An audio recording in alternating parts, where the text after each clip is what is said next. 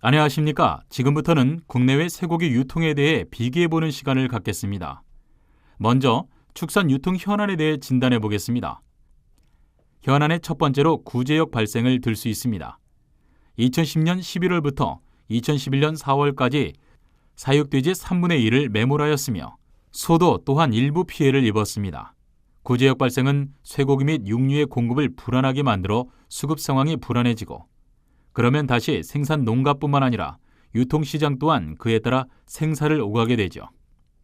구제역 발생은 사육 환경을 저해하는 가장 큰 요인이므로 관심과 함께 재발 방지를 위해 힘을 모아야 하겠습니다. 두 번째로는 광우병 발생을 들 수 있습니다. 우리나라에서는 광우병이 발생한 바가 없으며 수입하는 쇠고기에서 문제가 된 바 있습니다. 브라질의 경우에는 상당한 피해를 입고 있죠.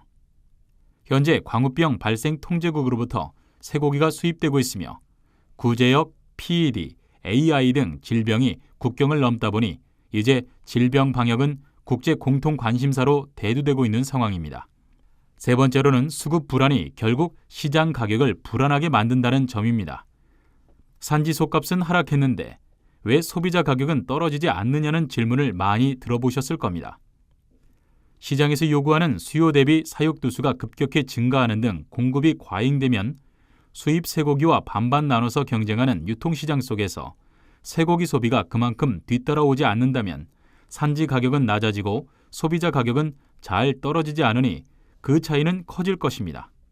이와 관련한 최근 보도 내용을 보면 이제는 농가에서 1플러스 등급 이상을 출하해야만 경영을 안정적으로 가져갈 수 있다고 하니 품질 고급화는 이제 생존을 위한 기본이 되었습니다.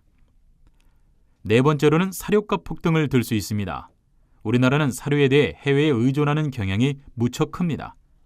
미국에서 발생한 가뭄이 사료값 폭등을 부채질했고 이는 사료를 수입해서 소를 사육하는 우리나라 농가들에게는 암울한 소식입니다. 정부가 다각도로 노력하고 있습니다만 이를 해소하기에는 좀 더 기다려야 할 듯합니다. 농가 생산비의 높은 비중을 차지하는 사료값, 어떻게 관리하십니까? 좀 더 저렴하게, 좀 더 효과 좋은 사료를 취급하거나 대안을 개발하기 위한 노력이 뒤따라야 하겠습니다. 자, 그럼 잠시 미국에서 발발한 가뭄이 왜 사료값에 영향을 주었는지 살펴볼까요? 미국 소와 송아지 사육지를 나타낸 지도입니다. 미국 소의 사육지에 대해 비율로 표시해 보았습니다. 여기에 가뭄 피해 지역을 대입해보면 그림과 같습니다. 소와 송아지는 대체로 옥수수 지대에서 사육하고 있으니 그 피해를 알만하지요.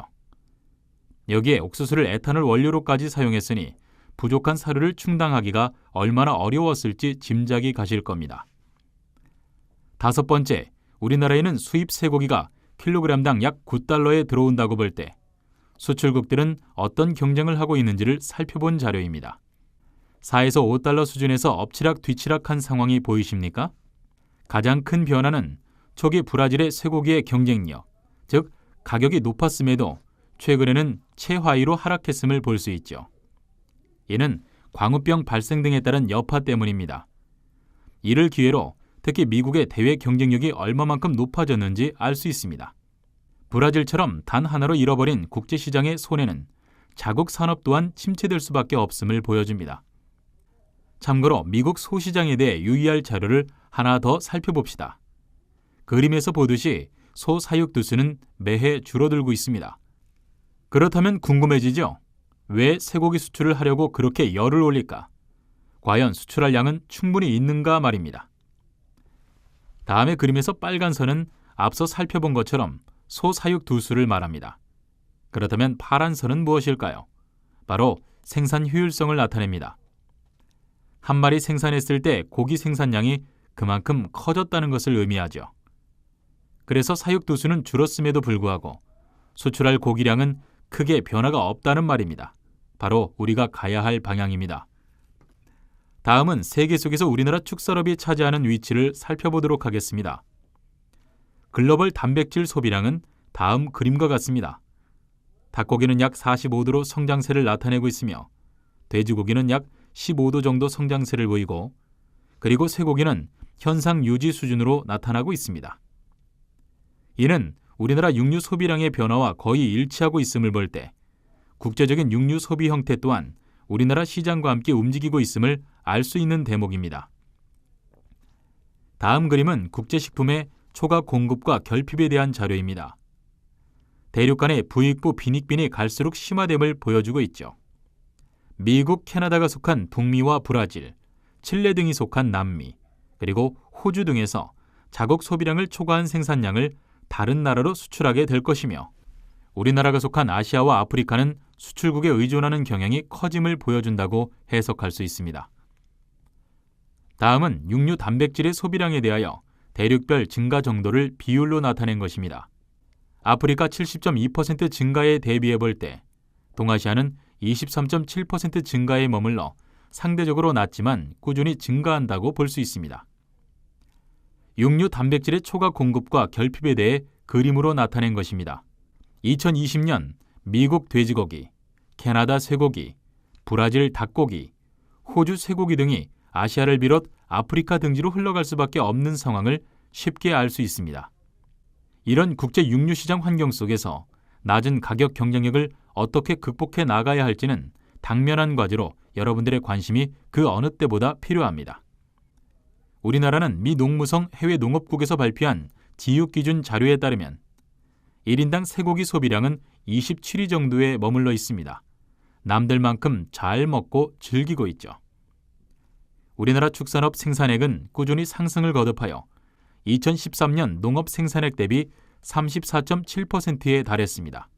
시장의 규모가 커진 만큼 그에 걸맞는 상황 인식과 함께 부정적인 축산물 인식을 개선하는 노력이 필요하다고 하겠습니다. 주요 교역국에 대해 쇠고기 생산자 판매 가격을 살펴본 자료입니다. 여기에서 말하는 생산자 판매 가격은 농가가 유통상인과 거래하는 도매 가격으로 이해하면 됩니다. 여기에서 유의할 점은 다음과 같습니다.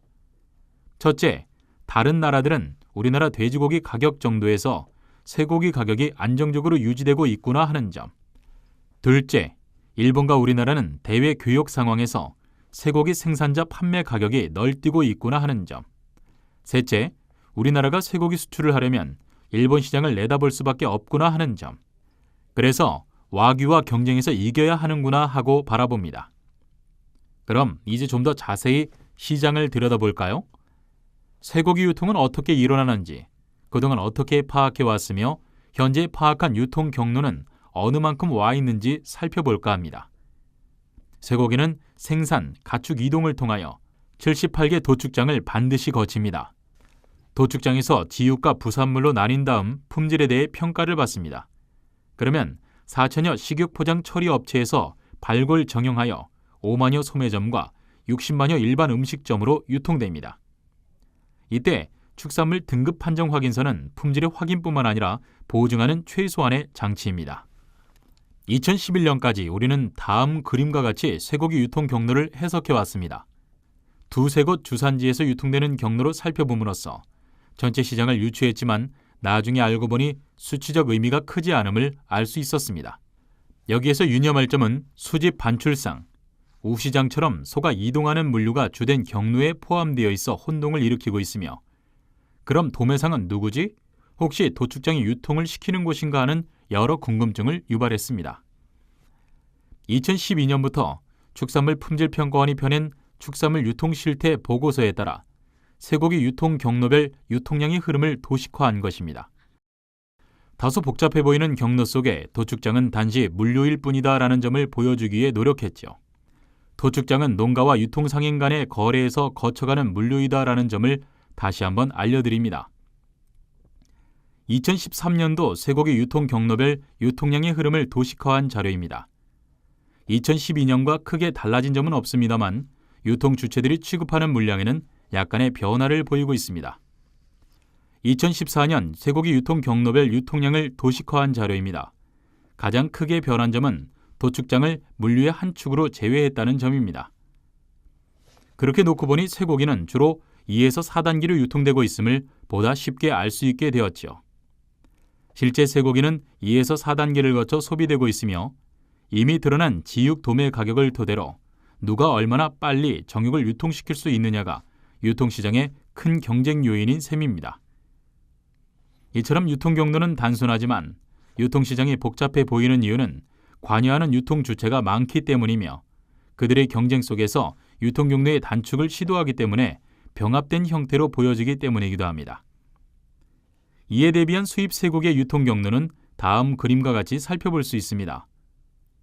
수입을 주로 담당하는 200여 수입상과 도매 역할을 주로 담당하는 3천여 중소 도매상이 수입 쇠고기를 소매점에 유통시키고 있음을 알 수 있습니다.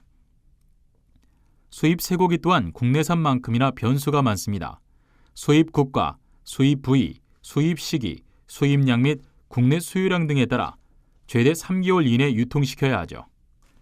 국내산 쇠고기가 국내산에 비해 가격이 저렴하면서도 가격 변동이 크지 않고 규격이 일정한 수입산 쇠고기와 과연 어떻게 경쟁할 것인가에 대해 우리 모두 함께 고민하고 공감하면서 미래 행복을 위해 노력합시다. 이상으로 국내외 쇠고기 유통 실태에 대해서 설명드렸습니다. 감사합니다.